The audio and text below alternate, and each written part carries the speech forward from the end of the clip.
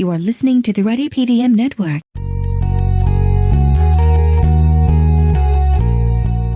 Today's episode was brought to you by Eigenworks. Most companies don't know why they lose deals, and few know why they win. Eigenworks can tell you why. With the buyer as hero approach, Eigenworks gets deep insight into the reasons organizations make buying decisions.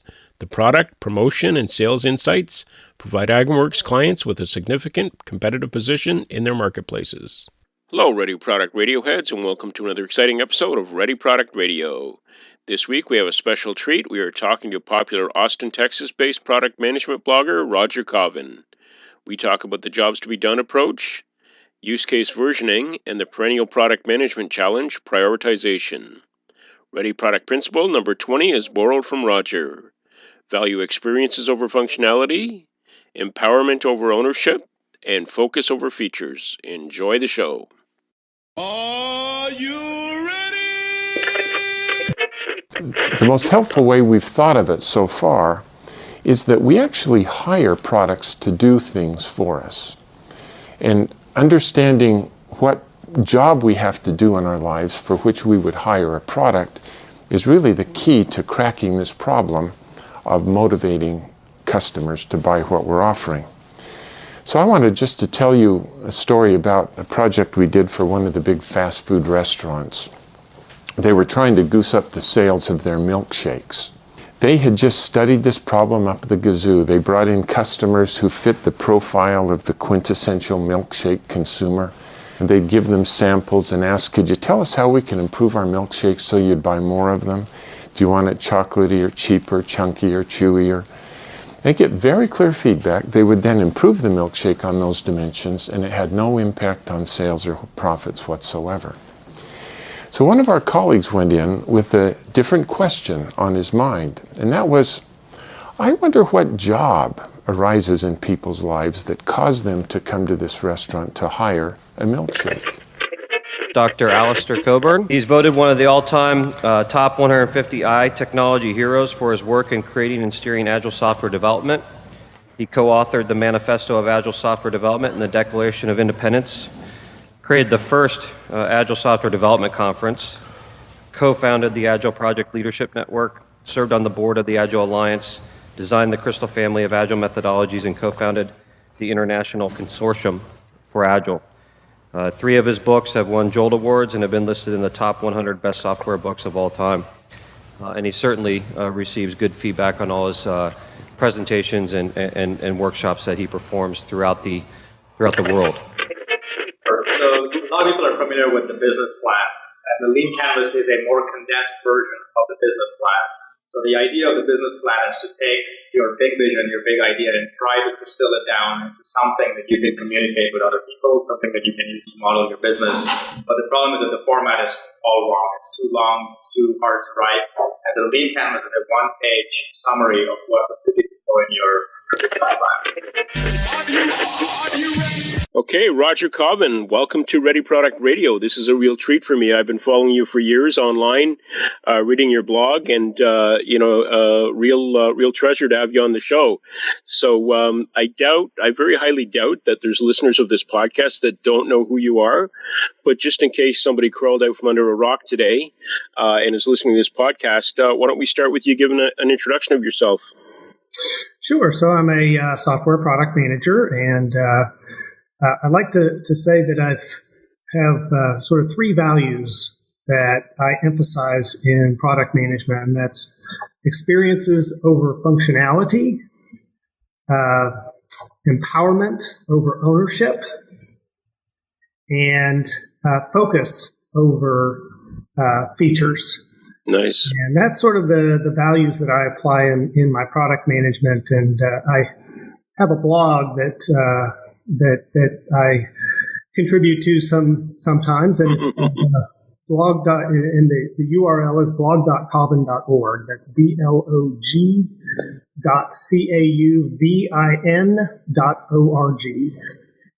Awesome. That's great.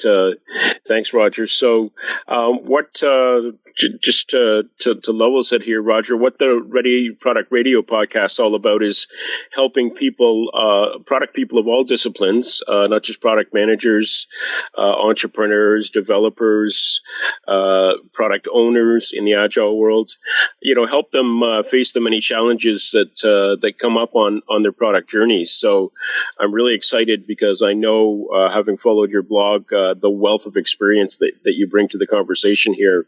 So what I normally do, Roger, is I normally pick 3 topics. I find that's about the right length for the podcast. So when you and I talked, we agreed on 3 topics. Number 1, jobs to be done. That's a good one, and that's a good current topic.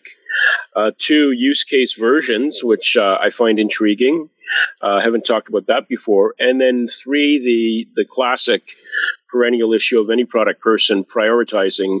Do those 3 topics sound good to you? They sound great, Alan.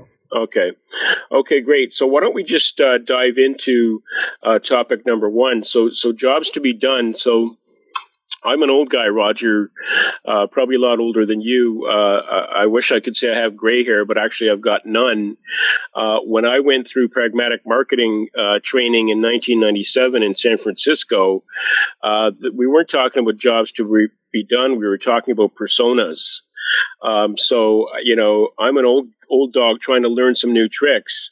But I hear the latest cool is in understanding your users is to think in terms of jobs to be done and not necessarily personas. So why don't you take us through this topic? What's the importance of jobs to be done, and maybe talk about why it might be better than personas in terms of modeling and understanding your requirements. So I would say that the jobs to be done framework, which I'll sort of introduce in a minute here, is complementary and compatible with personas. Okay, good. But it's so in a nutshell, jobs to be done. The jobs to be done framework says that when we are deciding what to build, that we should be understanding our users and their needs and ultimately the requirements for the product as if they're going to hire our product to complete a job. That makes sense. And so what we're looking for is what job they're trying to do, and that also goes back to something that the pragmatic marketing folks, when I took my first class with pragmatic marketing, what they emphasized was market problems. Right. Market problems. So typically, a user that wants to hire our product to do something is trying to solve a problem. So in a way, it's really not, it may be very popular and trendy these days to talk about jobs to be done, but we're actually covering ground that's been covered before with different terminology to a large extent. But it's ground that people often forget. As much as we've heard over the years that we should be looking for problems to solve in the marketplace for real people who might use our product to solve those problems. We often still, there are a number of people who still get stuck in that mindset of, well, I found a really neat solution. Let me see, maybe there's a problem out there that it will solve. And we focus on the solution instead of first and foremost thinking about the problem that we're trying to solve and the job that we're trying to complete. So there's some interesting, when I first heard the term jobs to be done, and I first heard what it was about, and then I delved into it and studied it. And by the way, it was popularized by Clayton Christensen, just to give credit where credit is. But when I started delving into it, I thought, boy, this makes a lot of sense, but it really does sound like things that I've heard before. And one of the specific frameworks that I was familiar with long ago, and when I was starting my product management career, or maybe even before my product management career when I was a software engineer, There's a fellow named Alistair Coburn, pretty well known in sort of agile methodology circles. But back in the 1990s, he was talking a lot about use cases. And specifically, he had what he called structuring use cases with goals. And the idea was that use cases, which are sort of narratives of somebody, a user, interacting with the product, he said that they needed to be structured around goals. What is the user trying to accomplish in that use case, in that interaction with the system? Right. And so you can see probably the similarity to Jobs to Be Done right there, where Alistair Coburn was really saying essentially a very similar thing back in the 1990s when he was talking about structuring use cases with goals. So what does that mean? Well, you've got the use case, and for each use case, you've got any number of actors, including the system, that interact with each other. And the system could be a product. It's anything that's sort of viewed as something that the other actors interact with to get it done. And you have any number of actors, and there's typically a primary actor, and the primary actor typically has an important goal that they're trying to achieve, and that's the main goal of the use case, and you name your use case accordingly.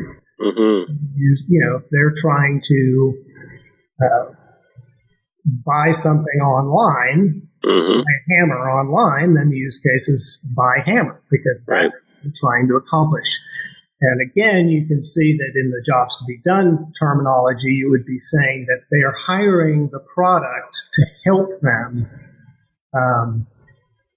accomplish that job of buying the hammer. Now, that raises some really interesting questions, which the Jobs to Be Done framework gets into as well, which is, do they really want to buy a hammer, or do they want to hammer a nail into the wall? Right. Really trying to achieve? Do you really get any value out of buying a hammer? Not really.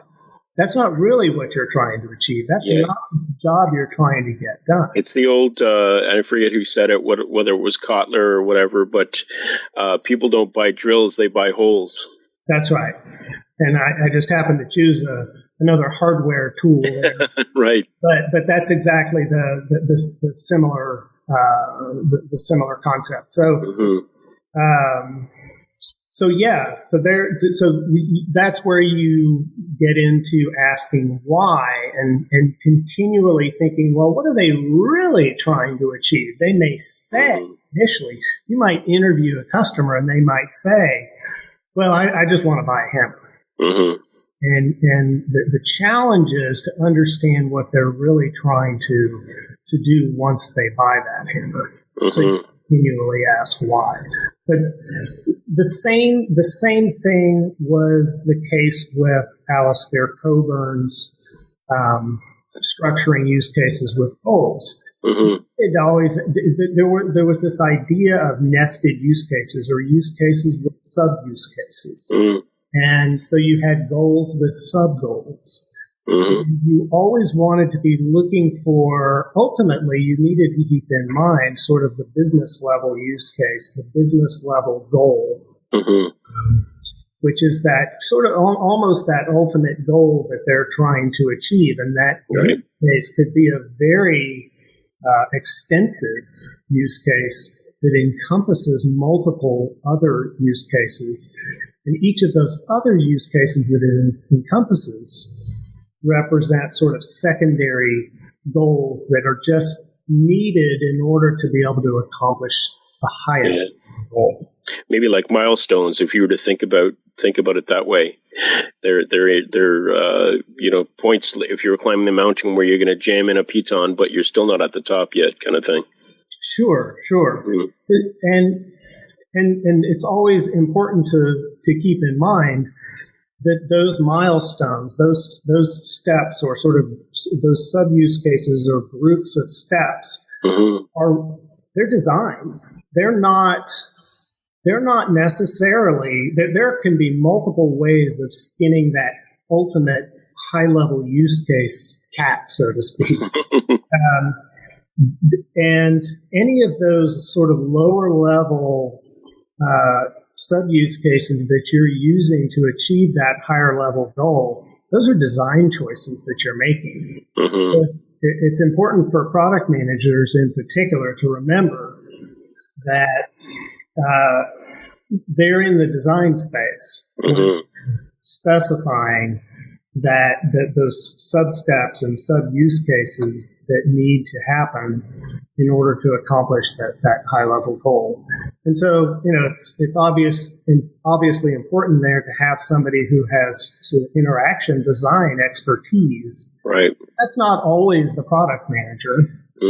Product manager probably does, needs to have some level of competency in that area, but sometimes there are dedicated user interaction design specialists who can really work closely with the product manager to make sure that those steps and those sub-use cases really are optimized for the ultimate experience of the user. So that's good, Roger. So a couple of follow-up questions then. So what, like the teams that you've seen working, do you see like jobs to be done kind of adopted universally? Is it a kind of a universal standard, or are there still camps that will say, no, jobs to be done is not the way to do it? I'm going to stick with my market problems, or do you think it's become a universal, framework for dealing with that piece of the puzzle? So I'd say that at most organizations that I have familiarity with, sure, they are, in theory, convinced of jobs to be done. Okay. They don't necessarily use that terminology. They may use the old market problems terminology, actually, but he sort of bought into the idea of looking at those market problems as ones that the user hires the product to help them solve. So I see some level of consensus in theory about doing that sort of thing, whether they call it the jobs to be done framework or they call it use cases, which is the old school way of referring to it, or if they talk about epics and user stories. But there is, as I mentioned earlier, there's that constant sort of temptation to get stuck on the solution sometimes and forget what problem you're trying to solve, what goal you're trying to achieve, what job you're trying to get done for the user. Yeah, and I like it. I'm still learning about it, so that's why I'm enjoying this discussion. But the thing I like about it is it makes explicit that hey, whatever solution you're coming up with, you better step up, because by calling it jobs to be done and by using language that, okay, I'm going to hire your solution to do this job, it really creates almost a contractual expectation that it has to suffice, which is good, because I think a lot of times, especially in B2B software, which is the space that I've spent most of my career in, it's kind of assumed that the user has to use this software, and what other option would they have? So I like that idea of hiring the of hiring the product to do the job, because it implies that there's lots of competition. There's probably 4 or 5 other, products. Yeah, exactly. That could equally do the job, right? So you've kind of got to prove that you're the one that they should hire. I like that aspect of it for sure. Well, and I like the way you just framed it, Alan, because and we'll probably get into it when we talk about prioritization, but yeah. It's really important to keep, for product managers and product teams, to keep their eye on the ball, which is delivering value and having a value proposition. And right. if you view it as a commitment to a set of real people who are hiring your product to deliver that value, and of course, doing a job, accomplishing a goal, solving a problem, that's value. And so it reminds them of the commitment that they have every step of the way to be making their product decisions and conducting their activities on a daily basis so that they are delivering on the value proposition. Yeah. No, that's really good. I like that description. So, you mentioned that this came about from Clayton Christensen. Just before we leave this topic, have you written any specific blog posts about this topic, or is there any kind of reference points that you could leave with our audience if they wanted to kind of get online and drill more into the topic of jobs to be done? Sure.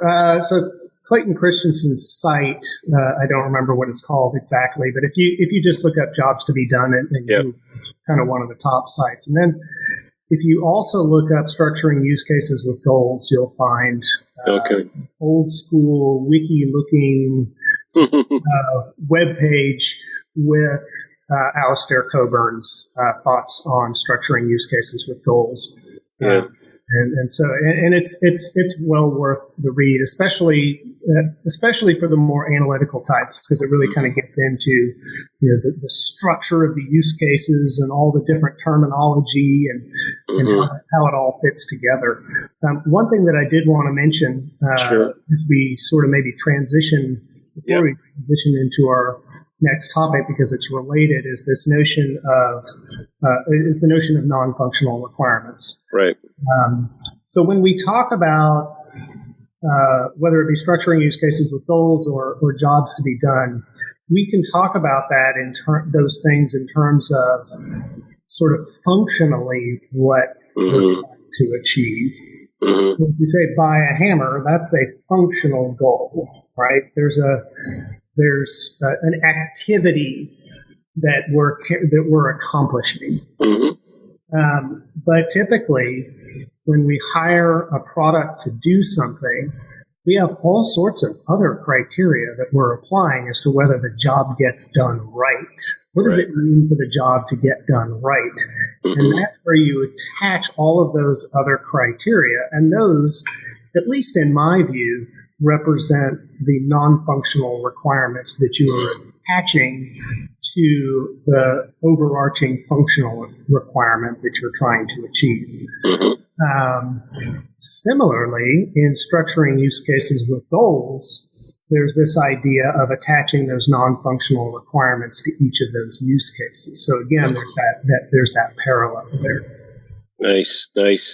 Yeah, and an image that came into my mind when you were talking about that is, if I hire a contractor to finish my basement, obviously the main deliverable is the basement as we agreed it would look.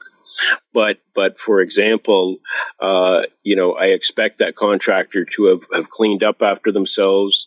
I expect them to not have damaged other aspects of my house. So is that a safe analogy in terms of what you're saying is the kind of the peripheral things that kind of come along with the job? Exactly. Yeah. So there are those. There's a lot of times there's some sort of problems that we're trying to avoid. Right. And those often can be expressed as non-functional requirements. There's kind of the attributes of how you want that finished product in terms of not just what you're trying to avoid, but also in terms of, maybe there's some color specifications, some specifications with regard to comfort, or there's any number of sort of qualities that we would want to attach to that final product. Yep. So all of those can be expressed as, or represent the non-functional requirements, and they're typically not just things that exist on their own. They're usually associated with that functional goal that you're trying. It's really very, let's say there's a performance requirement in software where you want things to or responsiveness, respond, in a timely fashion. That doesn't exist in the abstract. There's nothing that says we just want responsiveness. We want responsiveness in the context of trying to achieve a functional goal. Right. And so it's almost always, you almost always attach those non-functional requirements to functional ones. And I think that's another thing, another area where a lot of product managers are a little bit naive. They'll, for instance, include user stories that are purely non-functional, represent non-functional requirements, whereas they really should be thinking, what is the functional user story here? I could be attaching this non-functional requirement to. Yep. And be thinking more in terms of the functional requirement and then just the non-functional attached requirement being an acceptance criterion. Yep. Yeah, no, it's good.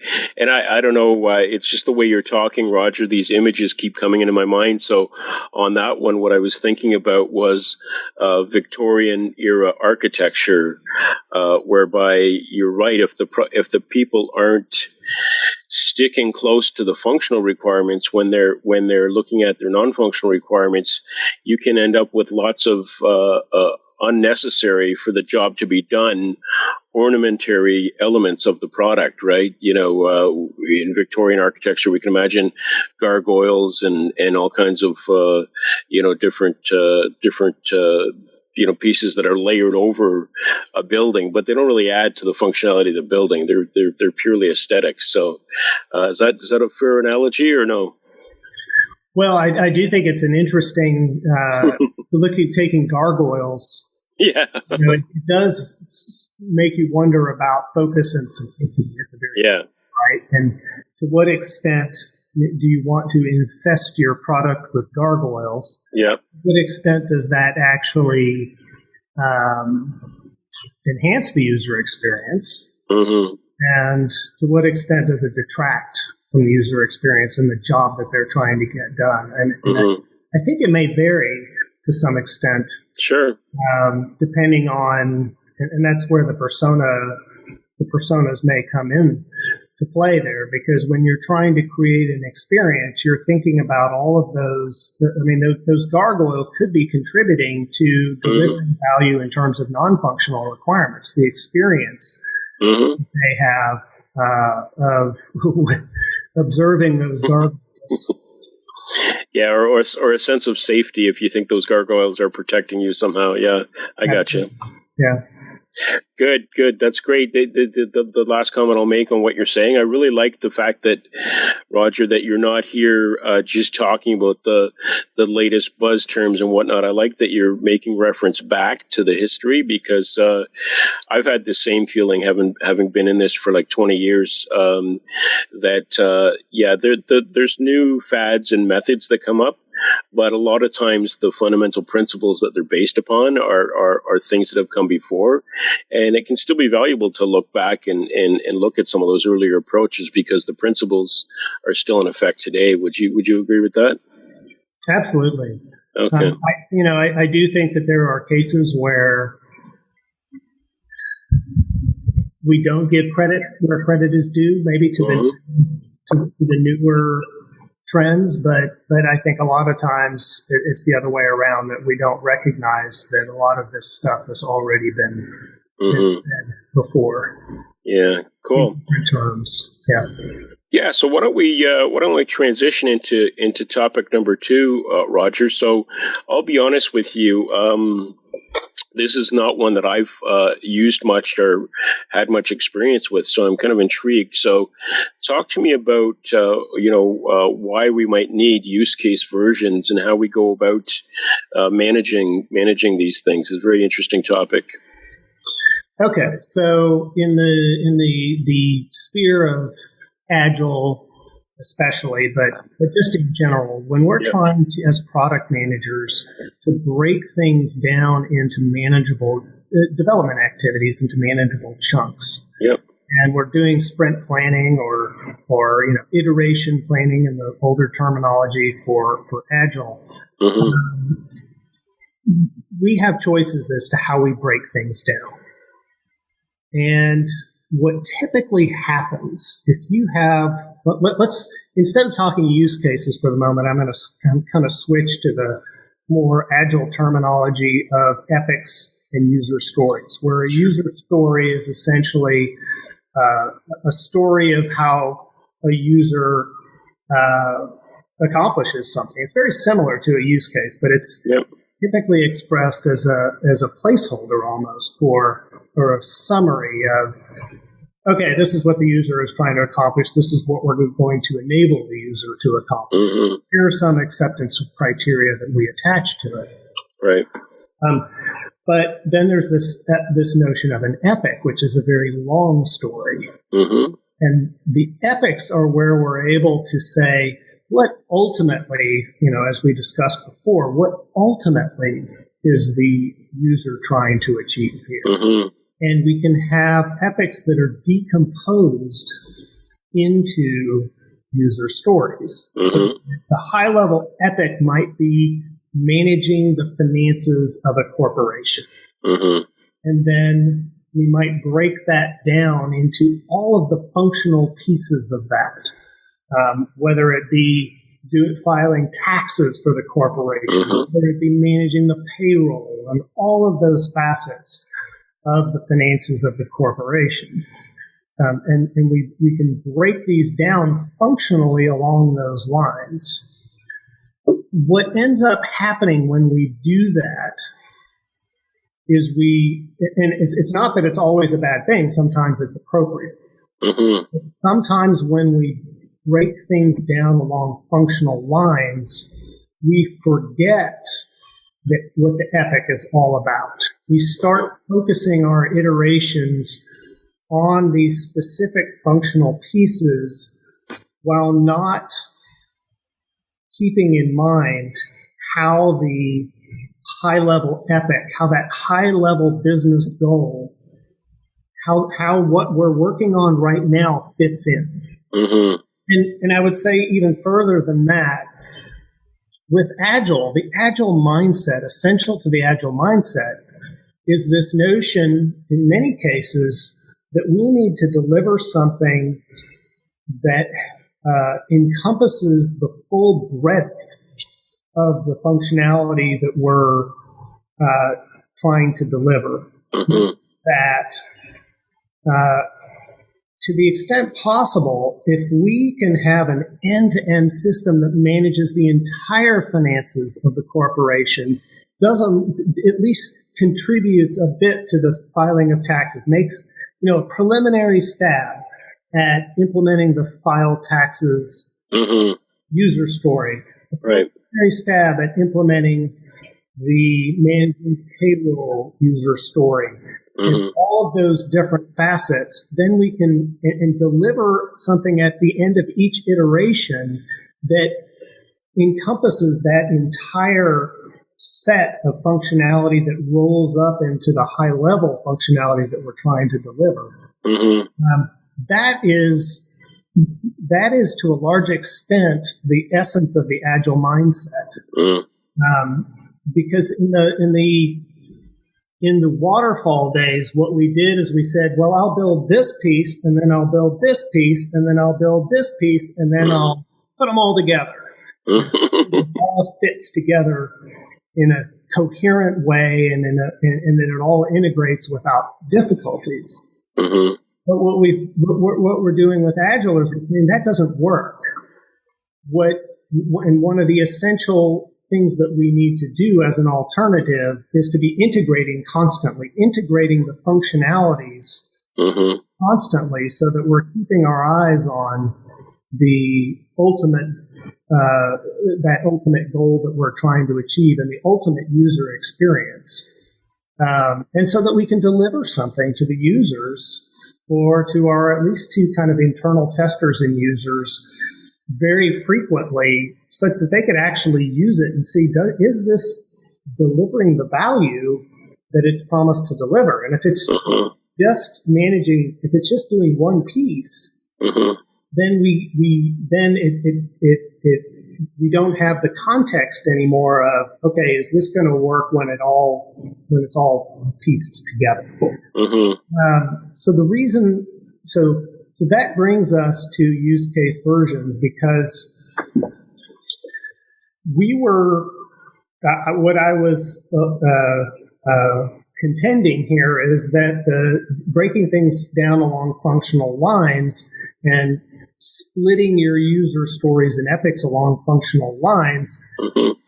distracts you from delivering that higher level epic. Mm-hmm. Instead, we were able to break things down along non-functional lines. What would that mean? So what you do there is you keep your higher level epic or user story, whichever sort of what you're focusing on at that time. You take that user story or epic and you say, how can we simplify the non-functional or relax the non-functional requirements that we'll ultimately attach Mm-hmm. to the user story or epic, such that we can implement it and get it in front of a customer or testers internally within an iteration, within the scope of a sprint or an iteration. Mm-hmm. But instead of saying, well, we're only going to build in half the functionality, how about we'll build in the complete functionality, but we'll relax those non-functional requirements. So I like to use the example of a thermostat. Right. So with a thermostat, we might say that, we're trying to, the high level epic is sort of, we're trying to manage a comfortable temperature, or maintain a comfortable temperature. Yep. So we might start by saying, well, let's just make this really simple. We're going to define the non-functional requirement as if it's that the user basically sets what they say is the comfortable temperature and within 2 degrees of that temperature. So that might be one way of simplifying it. And we might be able to then say, well, we're going to make this a little bit more interesting, where it's going to now we're going to be able to implement some of the Nest functionality. Are you familiar with the Nest thermostat? Yes, I am. So where it's actually starting to get a little bit more intelligent, where now we can strengthen the non-functional requirements such that the user no longer has to intervene as much in order to maintain that comfortable temperature. The Nest, and maybe there's some energy efficiency requirement in there as well that we add. So what we're doing is we're iteratively strengthening those non-functional requirements so that we can iteratively make progress, and every step of the way, when we're at the end of a sprint, we're able to deliver something that works. Yeah, I like that. It doesn't necessarily fully satisfy the ultimate full set of criteria that we want to satisfy, but it's functional, and it is something that is usable and we can get feedback on and learn from. Yeah, and the thing that came to mind when you were talking there, Roger, was if you look at the evolution of electric cars, for example, I think that might be a good parallel to what you're talking about because, nobody brings out a car to market that, for example, does not have a seat in it or does not have a windshield. But what they have been doing over the years is increasing the distance that you can go on a charge, for example. So would that be a good analogy with what you're saying? That layering over these non-functional, initially maybe I can only go 10 kilometers in my car. The next iteration, maybe I can go 50, and then eventually maybe I'll get up to 300. But I've got that car, a fully functional car, on iteration 1. Is that a fair analogy? Absolutely. That's a really good analogy there. Okay. Because if you just say, I'm going to create the best technology in the world for long-lasting batteries, well, that's great, but it's nice to have something to prototype it in. Yeah. So it's actually delivering value in the practical world. And so that you're not losing, because the history is filled with technologies where people have purportedly perfected these technologies that were going to be have very practical applications. Yep. And then when they actually tried to apply those technologies in what they thought were these natural fit for that new technology, there are these undiscovered problems. Well, wait a second, this doesn't work because of such and such. Whether it be the Tesla's burning batteries or yeah, right, or whatever it is, you don't have to make the world's longest lasting battery to start testing. Whether by putting things in real products, whether what these sort of undiscovered, these new discoveries are going to be that you're going to, as you put them in, you actually applied them in real products. Yeah. The other thing I was thinking about as you were talking there, Roger, was I don't know if you remember when the first iPhone was released. There were people that were miffed to say, "What do you mean I can't copy and paste text, for example?"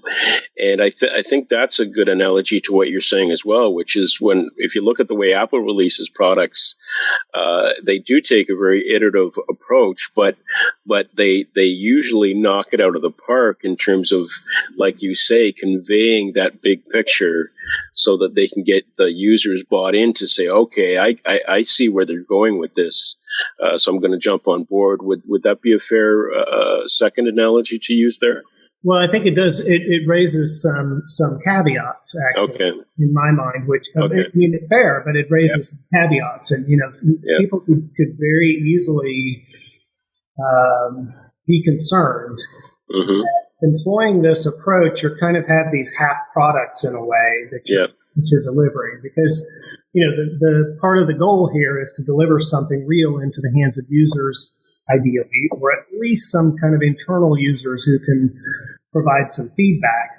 And when you do that, you don't want to ruin your brand and deliver half value in such a way that your users are like, oh, well, now you have no credibility. Like, I don't know if I want to buy anything from you ever because you only deliver half of what I need. Yep. And I really need the whole thing.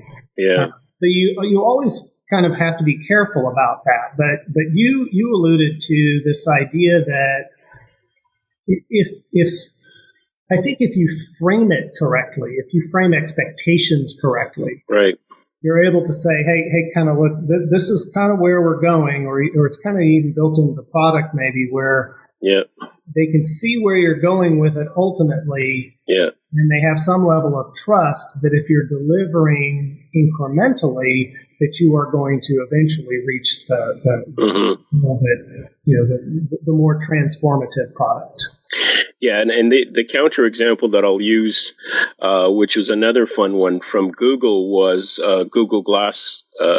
And I never understood why it was always singular versus glasses, but they called it Google Glass, because that one is an example where, at least from what I saw, the market looked at it, played with it, and said, huh?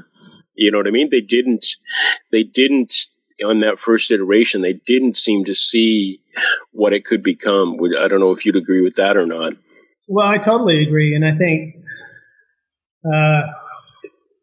that's an example of, you sort of have this technology and this solution that has, that's looking for a problem to solve. Exactly. Yeah. And so if they had started by saying, hey, you know what, we're gonna look at the job that, again, going back to job done.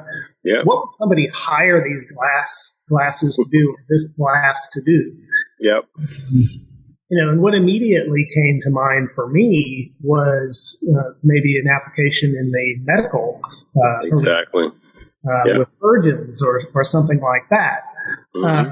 But finding that those jobs to be done and focusing on those instead of just saying, here's some cool stuff, you figure out what job you might want to accomplish with. That's right. Yeah. And you're putting too much on the user. You're kind of getting it backwards there. So that's a good counter example. So that's interesting. So let's circle back before we leave this one. So when you say versions, are you kind of saying that the use cases can grow over iterations and kind of get bigger? Is that what you're saying? Or yeah, good question. So the use case versions or the user story versions. Yeah. Look at it either way. Mm-hmm. The use case or user story is the same. It remains the same. It has the same name, but it's just got different non-functional requirements or acceptance criteria attached to it.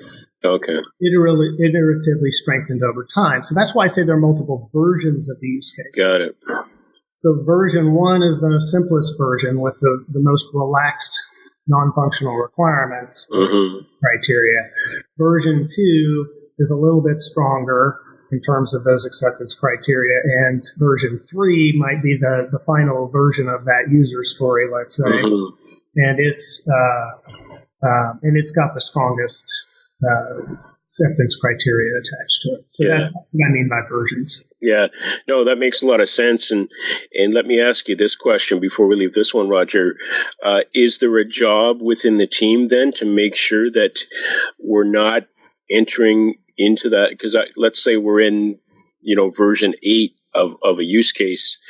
Is there a job of the team to say, let's make sure we're not getting into that Victorian architecture where we're running out of ideas, so we've just decided to add ornamentation, and I'll go back to the gargoyle thing, since that seemed to be amusing to us both. Is there a job there as well to make sure that you're not over-ornamenting the use case just for the sake of iterating it? Well, I'm not sure if you did this intentionally, but you're starting to segue into prioritizing. Hey, it just came about. It's organic. This was not planned. I don't know of many product teams that think, boy, we want to go to version 8 of this user story when we've already put version 7 in the hands of users, and it's working great.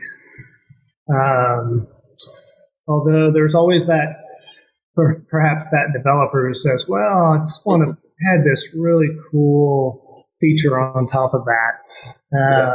So there's always that possibility.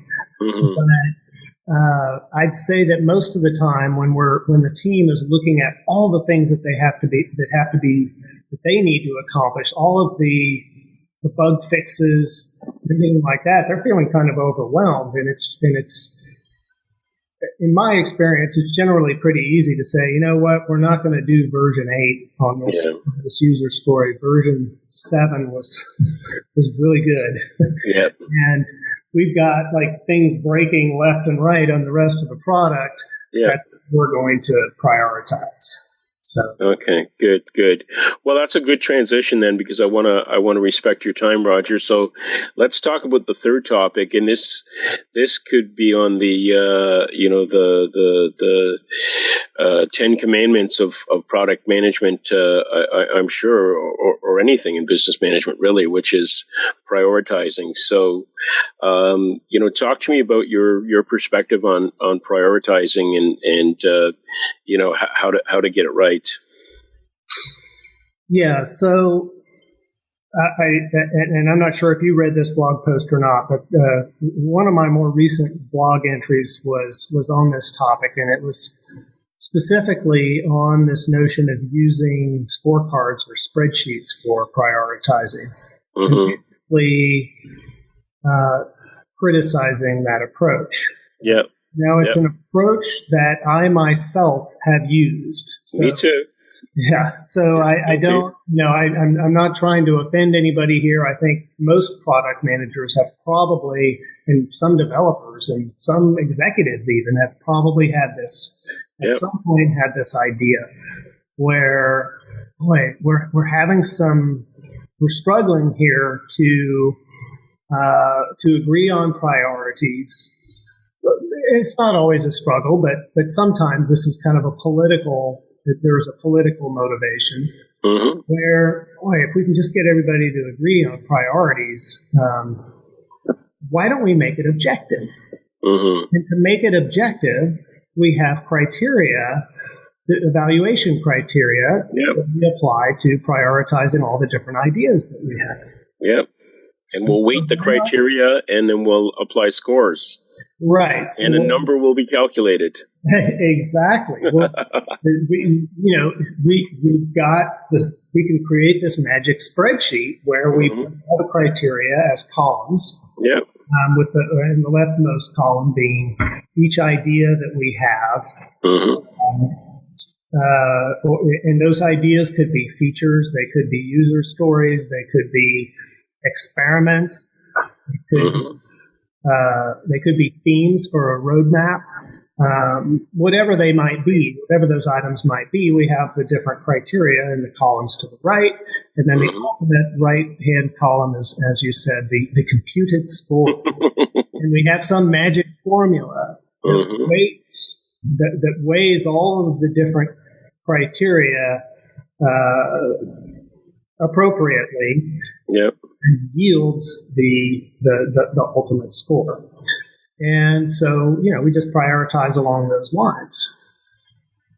So, I myself have done that. And typically what happens in that situation is, teams get in a room together and they start working through this spreadsheet. And, sort of agreeing on the numbers that they plug in. And they probably do this for, a couple of hours or so, and then they get really kind of frustrated and tired, and it's like, okay, we'll get back to this at some point. And then they don't get back to it. Or maybe they get back to it once or twice, but then they're exhausted and they just don't want to do it anymore. So that happens a lot. And I basically see a few lessons learned from that, from those experiences that I've had. I've seen this at multiple companies. I've been the person who created the spreadsheet, and I've been a person the victim who's had meetings while others sort of led the process with these spreadsheets. And that was in a product manager environment where we had multiple product managers, and that was basically the problem we were trying to solve. Is like, my product isn't getting the attention that it should be getting. It's not getting the priority. Let's all get in the room and agree on the priorities together so that we can make sure that things are being done right. But that always leads to somewhat passive aggressive behavior, where it's like, well, it's my product, it's a feature in my product, so I want it to score higher. Maybe I'll wait until the other product manager leaves and go to the restroom, and and then I'll just fill that one in the political side of it. Smaller set of people who are more sympathetic to how it's rated. I've actually seen that kind of behavior. Nice. So what it typically indicates is some level of dysfunction in the organization. Not always, but sometimes it indicates this level of dysfunction. And there's other ways of addressing that dysfunction. There's other ways of dealing with the personalities involved, making sure their needs are being met, and communicating better throughout the organization so that you're not having as many of these issues. Right. The other thing that it can indicate is a product strategy void. I'm glad you said that. And that's the one that I really actually like to focus on. So when we create a product strategy, when we agree on a product strategy, we're making a lot of decisions, a lot of prioritizing decisions right there and then. Yep. We are saying this is our target market and this is not our target market. Exactly. We're saying this is the set of problems that we're going to solve, and this is the set of and all these other problems we're not going to solve. Yeah. We're saying this is our unique value proposition. This is the singular focus that we have, the overarching theme that we have that says we deliver differentiated value. Value differs from what the other products in that might be viewed as competitors deliver. We have done so much in terms of prioritizing right there. So instead of having a column that says, well, how many people would benefit from this feature? And how urgent is the problem that this feature might solve? That might be what those columns that we might have on that spreadsheet. Or how many support calls did we get, or how many salespeople said that they heard that from their customer? All those things. Absolutely. But guess what? If we have a product strategy, we've already filtered through most of that. It's like sales may have gotten all these calls about how they wanted something, how customers wanted something completely different from what our product has anything to do with. We've already decided we're not worrying about that. Now, it doesn't mean that we can't take that sort of input and consider it in terms of maybe changing our product strategy. But we've got to recognize that's a change of strategy. That's not just prioritizing on a spreadsheet. That's a complete change of strategy. And that's okay. It's okay to pivot. That's the lean startup strategy. It's okay to pivot when you realize, hey, wait, maybe that wasn't the right target market. Maybe that wasn't the right set of problems to solve. So that's okay, but that's a change of strategy. So what we need to do in our prioritizing is focus on that unique value proposition, which is really the core component of your product strategy. What value do you deliver, and who do you deliver it to?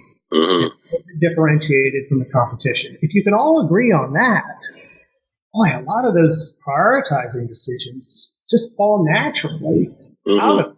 Like, we don't care. We don't have to go to sales and ask them how many requests they got for something.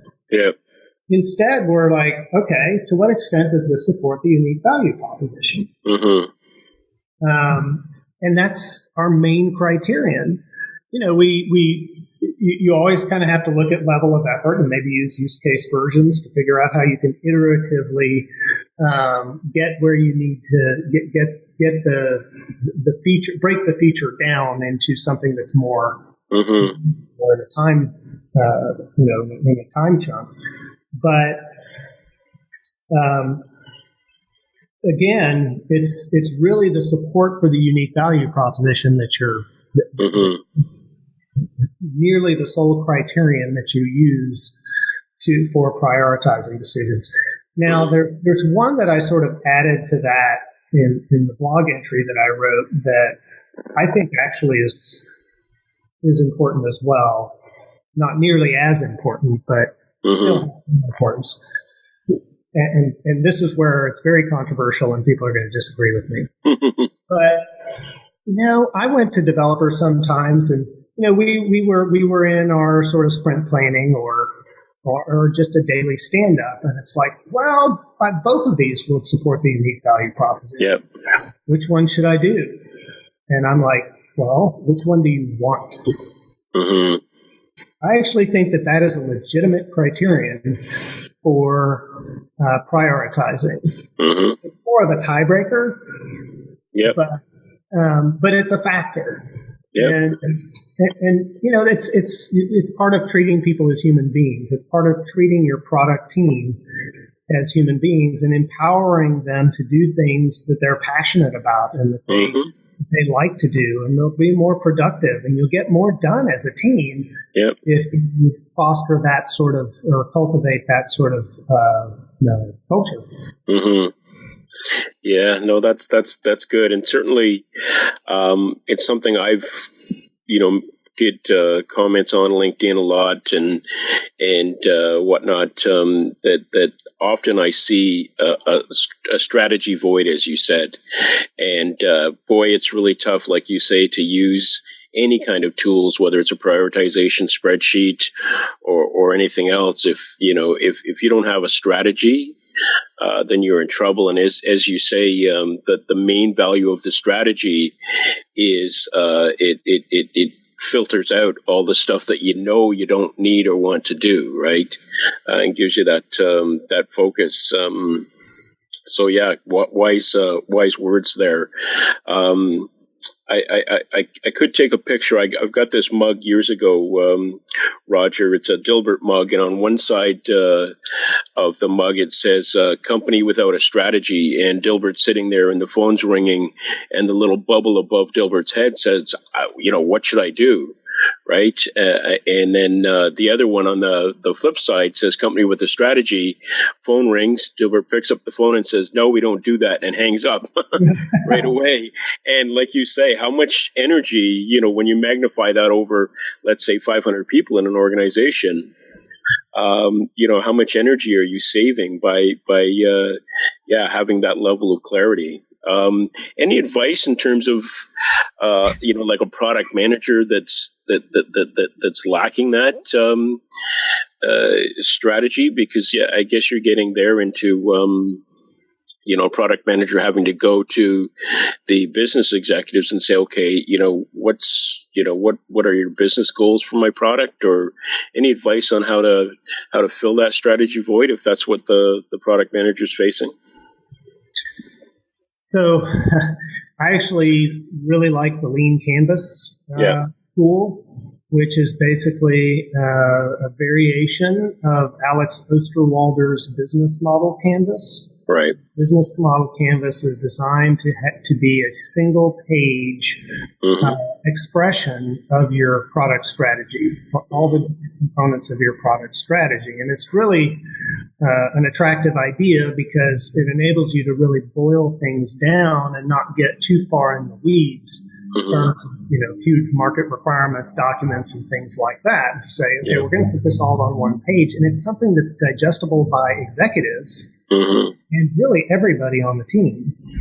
And in Ash Maurya, who just happens to live in my city, Austin, he is another sort of lean startup guru who created that variation of the business model canvas called the Lean Canvas. And it basically just kind of has different sections, different sections. Not surprisingly, at the in the very center is the unique value proposition for the product. The other sections include sections like problems, solutions, market segments, basically kind of like the personas. I just kind of use these personas and things like that. So It's a useful exercise, and it's amazing how many companies have not done this. Yeah, exactly. Every company for every product should be sitting down together. The team, including the executives, should be sitting down together and working through that business or that lean canvas. And making sure that they're all on board with that product strategy. So it's a great question because that's what you really want to do in order to have a very productive team that prioritizes all their activities in an efficient manner. Is everybody coalescing and agreeing and being bought into the product strategy. And the Lean Canvas helps you do that. It's kind of that central document that you can gather around and rally behind. Yeah, and it's a lean document because it's just a single page. So Roger, I want to respect your time here. So why don't we leave that one there? There's a final question I ask all my guests, Roger, and interested in your perspective here. So you've been thinking and blogging and doing this stuff for a long time. If you were to able to go back in time and let's say go back 10, 15 years and tap the 10 to 15 year younger Roger Cauvin on the shoulder and give him some advice about products, about business success, what advice would you give yourself?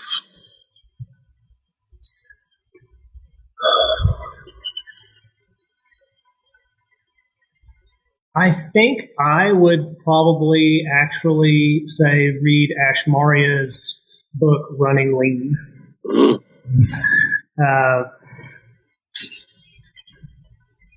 A couple of decades ago or decade and a half ago when I was entering product management, pragmatic marketing class that you mentioned earlier and that I mentioned earlier. That was very helpful for me, and I still think that's the case. But one of the other things that I think is really important, actually, Reese and Trout, Al Reese and Jack Trout, marketing gurus, and they're old school back in the 70s, kind of was their heyday. Yeah, I think maybe 70s, 80s, and they wrote a number of books about marketing and branding. That most of them say roughly the same thing, but it's all good. And there are a lot of those marketing principles that product managers neglect. And they don't recognize how important those principles are in coming up with your product strategy. Your unique value proposition is your brand. It's what you aspire your brand to be. And and it's positioning. When you determine the unique value proposition for your product, you're positioning your product. And guess who wrote the book called Positioning? Yeah. And basically invented that concept or that term. It was Al Reese and Jack Trout. And they wrote a book called Positioning: The Battle for Your Mind. Yep. And in it and in many subsequent books, they talked about how you position a product. So I would say that reading The 22 Immutable Laws of Marketing by Al Reese and Jack Trout, excellent step for an aspiring young product manager, as well as reading Running Lean by Ash Maurya, which is very product management focused, but it's a lean startup sort of take on product management. Nice. It sort of brings you into, and I was really struck by it because I had been a product manager for many years when I read the book, and I thought, wow, this isn't just like this lean startup fad thing and just all this lean startup methodology. This guy really gets product management and how it fits with product management. Yeah, no, those are good recommendations, and I like what you said there too, because books can be books can teach you different things depending on when you read them. So I've got some classics, as I'm sure you do, that I reread maybe every 5 years, and it's interesting. The book hasn't changed; it's been sitting on your shelf. But because your context of experience has evolved, you might pick up nuances in some of those classics that you just didn't have the context to appreciate earlier. Is that kind of part of what you're saying as well? Well, I wasn't, but I think you're dead on. Okay, good. And I experienced that as well. Yeah. As many years as I've been doing this, and as many years ago as I read any particular book, I can usually pick pick the same book back up and go, oh, I see this in a little bit different light now. This makes more sense to me now, given the experiences that I've had since I read it the last time. So absolutely. And I do that all the time with Al Reese and Jack Trout books, actually. Yeah. So just a fun question, and I don't know if you know the answer to this, but I've always wondered. So, is Eric Ries of the Lean movement in any way related to Al Ries, or is that just a coincidence?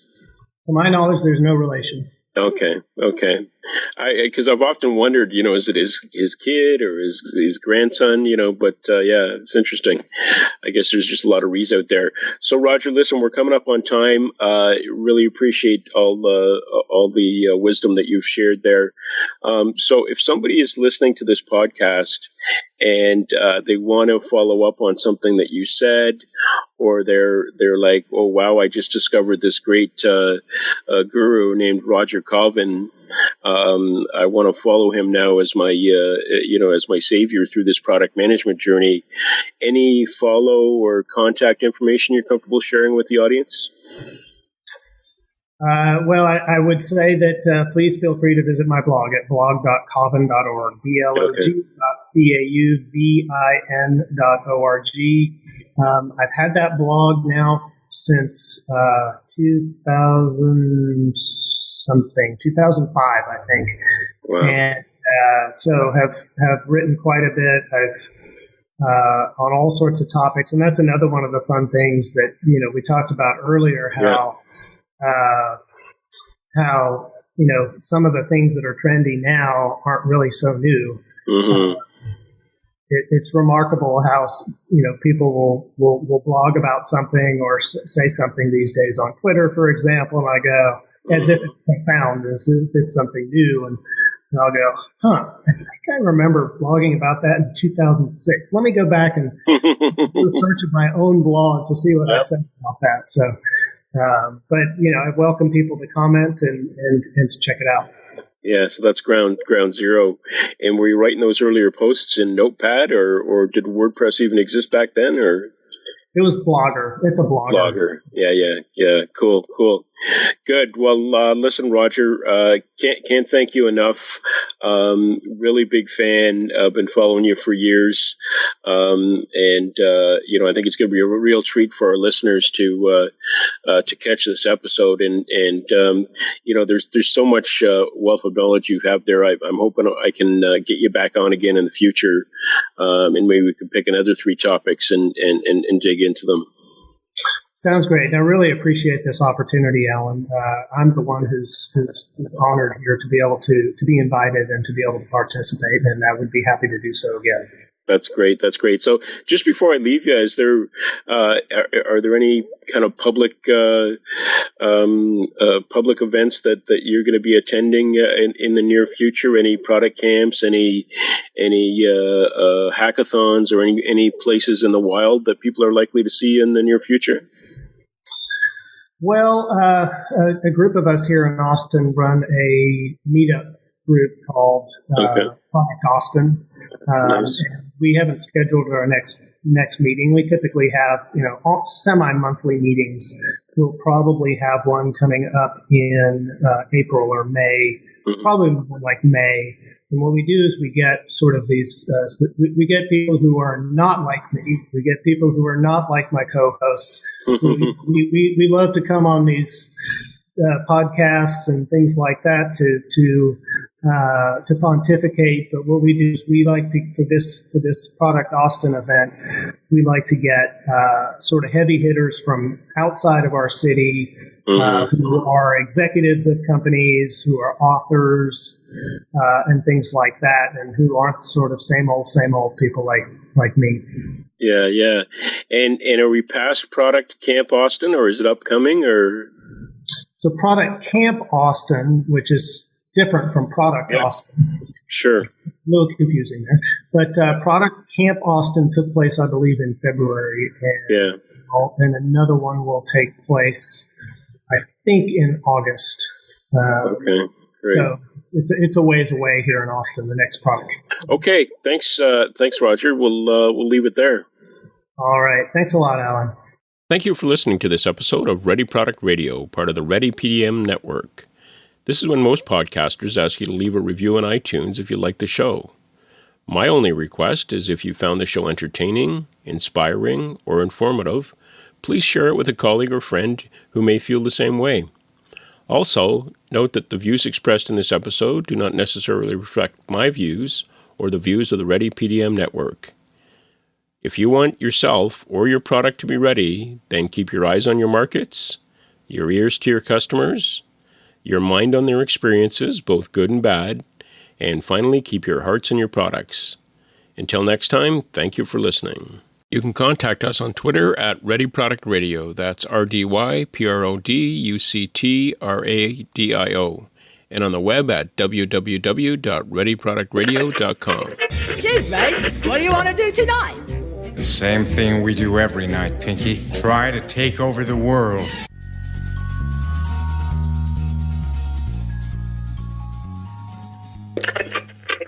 You're still here? It's over. Go home. Go.